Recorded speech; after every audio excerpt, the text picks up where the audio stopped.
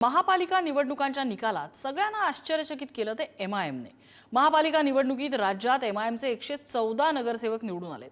येत्या काळात एमआयएम हा राज्यातला महत्त्वाचा पक्ष असेल याची झलक या निवडणुकीत त्यामुळे दिसलेली आहे। सावधान, एमआयएम येतोय। राज्याच्या राजकारणात एमआयएमचा दणका। 10 महापालिकांत एमआयएमचे 114 नगरसेवक। काँग्रेस सोडून मुस्लिमांची एमआयएमला पसंती। एमआयएमच्या कार्यकर्त्यांचा महापालिका निवडणुकांनंतरचा हा जल्लोष। कधी काळी संभाजीनगर आणि नांदेडपर्यंत मर्यादित असलेल्या एमआयएमनं महापालिका निवडणुकीत दमदार कामगिरी केली आहे। 29 पैकी 10 महापालिकांत एमआयएमनं शिरकाव केला।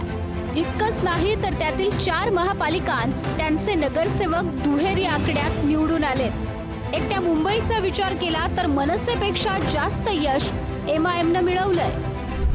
राज्यातील 29 महापालिकांपैकी 10 महापालिकेत एमआयएमचे नगरसेवक निवडून आलेत। मुंबईत मनसेचे 6 तर एमआयएमचे 8 नगरसेवक विजयी झालेत। संभाजीनगरमध्ये 33, नांदेडमध्ये 14, अमरावतीमध्ये 12 नगरसेवक निवडून आलेत। मालेगावात 21, धुळ्यात 10 आणि ठाण्यात 5 नगरसेवक विजयी झालेत।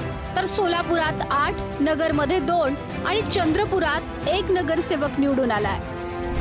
राज्यात मिळालेल्या या यशानंतर एमआयएमचे नेते अझदुद्दीन ओवैसींनी मतदारांचे आभार मानलेत आणि नगरसेवकांना चांगलं काम करण्याच्या सूचना दिल्यात।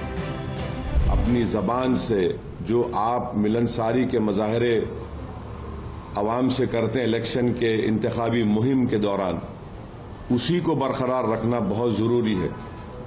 तो मैं सख्ती से तमाम हमारे कॉरपोरेटर्स को ताकीद भी कर रहा हूं कि आप आवाम के दरमियान में रहिए और आपके वार्ड्स में जहां पर आपको कामयाबी मिली वहां पर आप डेव्हलपमेंट के काम करवाइए। दुसरे पक्ष जे आहे त्याने आम्ही एक्सपोज करण्याचं काम केलं की कशा प्रकारे जे आपल्या मुस्लिम मतांसाठी कशा प्रकारे समाजाचा वापर करत आलेले आहे हे लोक, ते काँग्रेस पक्ष असतील, राष्ट्रवादी असतील किंवा समाजवादी पार्टी असतील, आम्ही लोकांना पटवून दिले की बाबा हे जे आहे ते फक्त मत विभाजनासाठी भारतीय जनता पार्टीच्या इशाऱ्यावर काम करणारे, आणि लोकांना हे आता कळलेलं आहे की एमआयएम एकमेव पक्ष आहे की जे भारतीय जनता पार्टी सोबत जाणार नाही आहे, आणि म्हणून ते आमच्या जवळ येत आहे। राज्यातील मुस्लिम मतं यापूर्वी काँग्रेसकडे जात असत आता एमआयएमकडे जात असल्याचं दिसतंय। मुंबईत समाजवादी पार्टीकडे वळणारी मतं ही यावेळी एमआयएमच्या पारड्यात पडली। हिंदू विरुद्ध मुस्लिम या ध्रुवीकरणात मुस्लिम मतं एमआयएमकडे एकवटत असल्याचं या निकालांनी स्पष्ट केलंय। आगामी काळात राज्याच्या राजकारणात एमआयएमचं मोठं आव्हान अनेक राजकीय पक्षांसमोर असेल असं दिसतंय। केवळ एमआयएमच नव्हे तर इस्लाम पार्टी नावाचा दुसरा पक्षही राज्यात उभा राहतोय। मालेगावमध्ये एमआयएमला या पक्षानं आव्हान दिलंय। मालेगावात एमआयएमचे 21 नगरसेवक जिंकून आले असले तरी इस्लाम पार्टी नावाच्या पक्षानं 35 नगरसेवक जिंकून आणत एमआयएम पेक्षा जास्त नगरसेवक निवडून आणलेत।